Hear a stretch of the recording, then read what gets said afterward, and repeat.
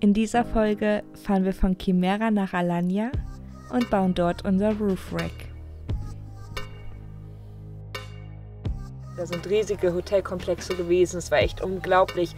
Da hatte man überhaupt gar nichts mehr, wo man mal irgendwie hätte am Strand stehen können oder so. Also alles zugepflastert.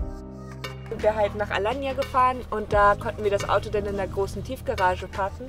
Und es war halt voll cool, weil wir da mal alles richtig sauber machen konnten und uns dann auch ein bisschen überlegt haben, was brauchen wir vielleicht noch am Auto. Und eine Sache, die wir auf jeden Fall noch gebraucht haben, war ein Solarpanel. Und das Solarpanel haben wir uns dann auch aus Deutschland mitbringen lassen. Hat aber auch alles ohne Probleme geklappt. Das Problem war halt, dass wir ein Solarpanel bekommen haben, aber wir hatten keinen Dachgepäckträger auf dem Auto. Und dann war halt die Frage, wollen wir uns einfach 2 so normale Dinger irgendwie holen, wo dann das Solarpanel raufpasst? Oder holen wir uns so einen richtigen, coolen, großen, oder ob der so cool ist, wissen wir nicht. Aber Steffen hat das halt gesehen. Dachgepäckträger, genau. Ja. Und ja, Steffen ist dann halt in diese Autoecke von der Türkei gefahren. Und dadurch, dass es da nirgendwo fertige Dachgepäckträger gab, die auf dem VW-Bus draufgepasst haben, hätten wir sowieso einen selber bauen müssen, beziehungsweise mit jemandem bauen lassen. Ja. Und dann haben wir uns dazu entschlossen, einen kompletten Dachgepäckträger, der von vorne bis hinten komplett geht, zusammen mit jemandem zu bauen. Genau. Weil wir ja auch eine größere Reise vorhatten und nicht genau wussten, was noch alles auf uns zukommt. Ja, auf jeden Fall haben wir uns dann in Alanya für diesen Dachgepäckträger entschieden. Hi!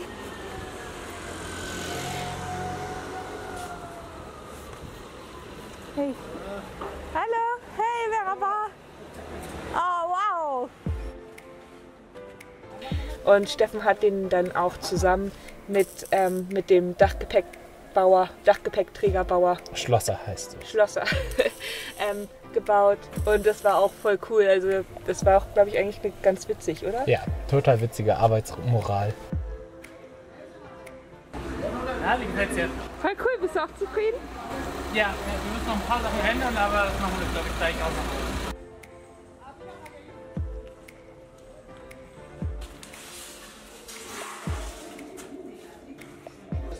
Ihr habt auch viel Tee getrunken, glaube ich. Ja, da sind einige Liter Tee bei draufgegangen. Meine Güte, Luke, bist du kuschelig heute. Immer wenn ich dann mal hingegangen bin und geguckt habe, wie weit so der Dachgepäckträger jetzt gekommen ist, da saßen die beiden dann da und haben gerade Tee getrunken. Und dann hieß es immer, ja, wir können gerade nicht arbeiten, weil jetzt ist gerade die Müllabfuhr da und dann kommen wir jetzt gerade nicht mehr in die Werkstatt und jetzt können wir gerade auch nicht arbeiten, weil jetzt ist gerade dies, jetzt gerade das, also irgendwas war immer. Irgendwas ist immer. Das war halt irgendwie ganz witzig und dann hat es am Ende, glaube ich, eine Woche gedauert, bis der Dachgepäckträger dann fertig war.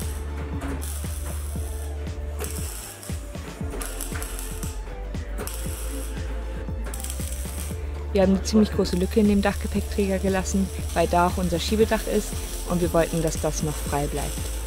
Der erste Versuch hat allerdings nicht ganz gepasst und deswegen musste das dann auch nochmal geändert werden.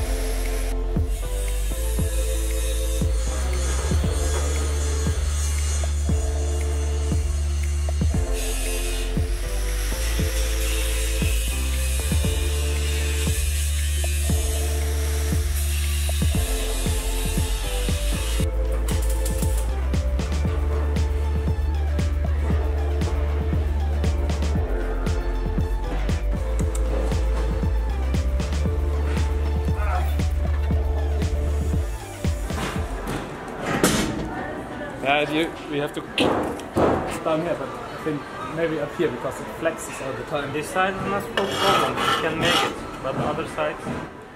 Das Problem war, dass wir ein bisschen Angst hatten, dass diese dreieckigen Halter, die den Dachgepäckträger mit dem Auto verbinden, zu flexibel sind. Und deswegen haben wir dann da auch nochmal Winkel ran gemacht. Die sieht man später beim Lackieren nochmal ziemlich gut.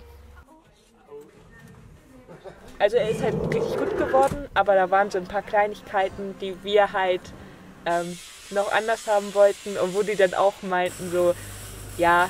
Lackiert werden muss er ja nicht. Es rostet ja nicht in der Türkei, aber dass man vielleicht irgendwo anders mal ein bisschen Regen hat. Das musste man denen erstmal erklären.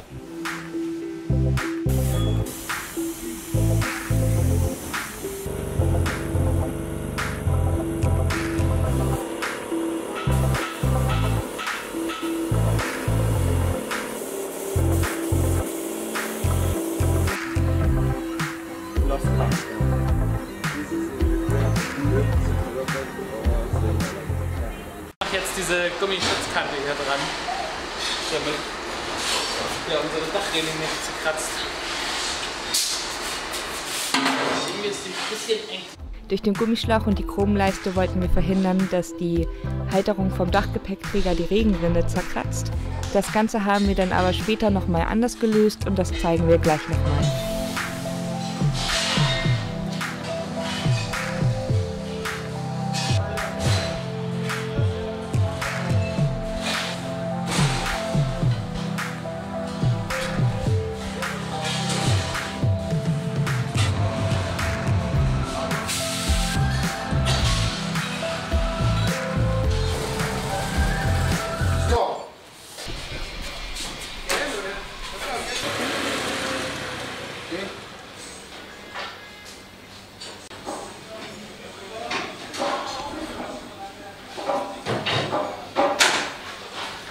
Gemacht, damit die Kante hier, weil da drückt er sich ja gegen, dass die dann nicht das Auto zerkratzt. Die Stahlschutzkante, die kommt dann da drüber.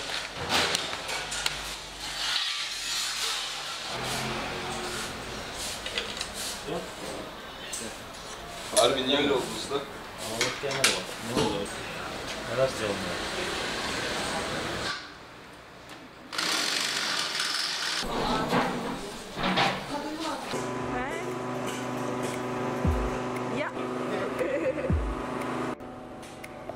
Und dann den Rest haben wir dann halt nochmal in der Tiefgarage gemacht. Da haben wir dann nochmal so die letzten Anpassungen gemacht, bis uns der Dachgepäckträger dann wirklich so gefallen hat, wie er auch sein soll. Genau. Und dann war halt auch noch ein großer Punkt, was sie halt auch nicht so richtig verstanden haben, dass sie den Dachgepäckträger einfach so aufs Auto raufpacken wollten. Am besten noch direkt ans Auto ranschweißen. Ja, ja genau. Und durch das Gerüttel und so weiter hätte sich ja der ganze Lack von unserer Regenrinne und alles abgekratzt. Und dann haben wir uns einen LKW Innenreifen geholt. Wie nennt man das? Schlauch. Ein Schlauch. Ein LKW-Schlauch. Ein LKW-Schlauch. Okay. Und haben den dann zerschnitten und haben dann das Gummi dazwischen gepackt. Und so konnten wir dann relativ einfach unseren Dings schützen. Wie kommt das? Und dann willst du das hier so festbohren? Nee, das Teil kommt hier nach unten, dann kommt er hier unten eingeklemmt und dann kommt der andere Halter, der sich hier reinklemmt und hier oben festgeschraubt wird und dann berührt nirgendwo Metall, sondern man hat immer ein bisschen Gummi dazwischen. Okay. Also die fanden das dann auch irgendwie immer alle ganz witzig und meinten so, ja, also ihr Deutschen, ihr habt da schon irgendwie einen ganz anderen Standard als wir. Irgendwie Der haben hat sogar alle Deutsch gelacht. gesprochen, oder? Ja, die können ja auch alle mal ein bisschen Deutsch und so. Ja. Die haben dann auch alle mal voll gelacht, weil wir da irgendwie noch voll lange dran rumgetüdelt haben und so. Wo die schon lange fertig waren. Genau.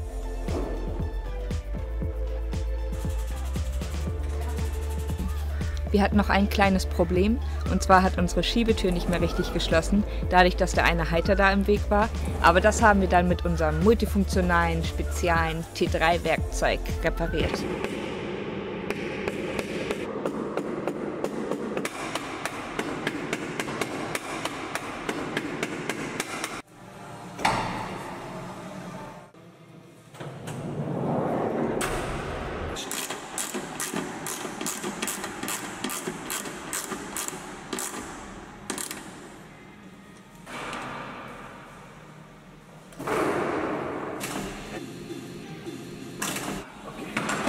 Die ganzen Klebeband-Dinger abziehen.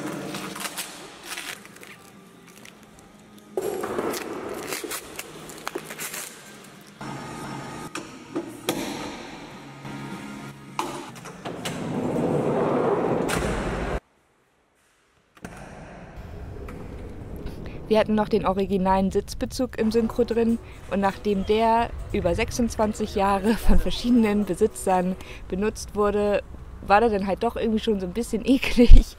Und dann haben wir zeitgleich mit dem Dachgepäckträger auch die Sitzbank abbauen lassen oder machen lassen und haben dann da einen neuen Bezug drüber machen lassen. Und mit Luke ist es auch einfach ein bisschen schöner, wenn wir einen Bezug haben, den man einfach abwischen kann, anstatt einen Stoffbezug.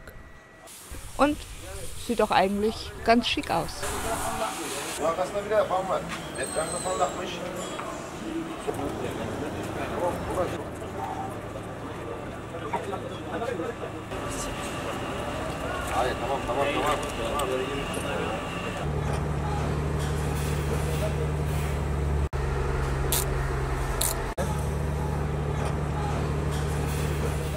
Luke, na? Magst du die neue Sitzbank etwa nicht? So ein Spinner, also wirklich.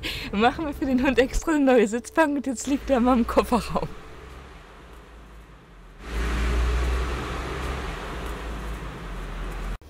Am nächsten Tag sind dann unsere Freunde aus Deutschland gekommen und die haben uns auch das Solarpanel mitgebracht.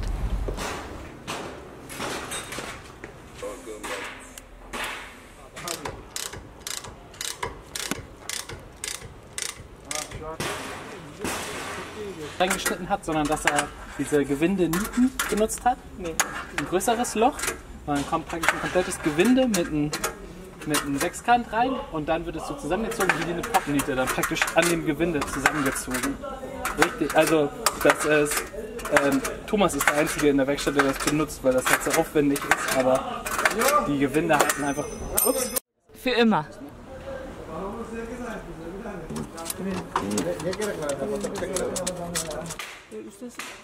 Wenn wir nochmal einbauen würden, würden wir den wahrscheinlich aus Aluminium bauen und dann nochmal ein bisschen anders. Aber jetzt für die erste Version ist das genauso, wie wir uns das erhofft hatten und er hält auch immer noch. Und wir sind total froh, dass wir uns für den ganzen Dachgepäckträger entschieden haben. Eigentlich wollten wir möglichst kein Gewicht oben haben, um unser Auto geländegängig zu halten. Aber der Dachgepäckträger ist es halt einfach wert und wir packen jetzt ab und zu leichte Sachen auf unser Auto, wie zum Beispiel einen Koffer, wenn uns jemand besuchen kommt, oder unsere Winterklamotten, wenn wir irgendwo sind, wo es sehr warm ist. Unseren Winterschlafsack und Winterbekleidung haben wir dann einfach mit einem wasserdichten Seesack oben auf dem Dach mit Spanngurten befestigt. Mittlerweile haben wir 2 Solarpaneele oben auf dem Dachgepäckträger befestigt und das ist für uns auch ziemlich praktisch, weil wir ein Sonndach haben und wenn wir normalerweise nachts mit offenem Dach schlafen, dann scheint halt morgens um 5 Uhr die Sonne da rein und dann wird es total heiß im Auto. Und jetzt ist das genau so, dass wir immer Schatten haben und die Luft kann trotzdem auch übers riesige Dachfenster zirkulieren. Und das ist gerade in den heißen Ländern doch ein sehr, sehr großer Vorteil.